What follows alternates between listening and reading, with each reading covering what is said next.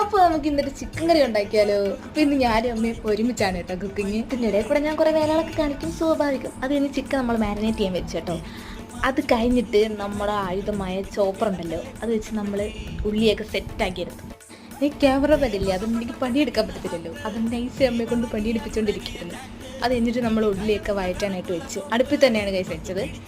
ഉരുളി നല്ല എൻ്റെ പേര്, അതെ ഉരുളി തന്നെയാണ് വെച്ചത്. അങ്ങനെ ഉള്ളിയൊക്കെ വരേണ്ട ഏകദേശം ഉള്ളി സെറ്റായിട്ട് വന്നിട്ടുണ്ട്. നമ്മുടെ ചിക്കൻ നേരത്തെ കുക്കറിൽ വേവിക്കാൻ വെച്ചായിരുന്നു. അതിൻ്റെ ഇടയിൽ കൂടെ നമ്മൾ ചീനിയും സെറ്റാക്കി.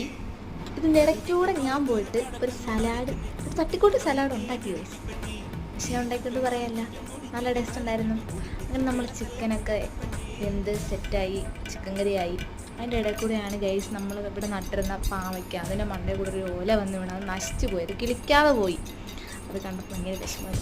അതിനുശേഷം ഞങ്ങൾ പോയി ചോറൊക്കെ കഴിച്ചു ഗൈസ്. അപ്പോൾ ഇന്നത്തേക്ക് ഇത്രയൊക്കെ ഉള്ളൂ. Bye bye.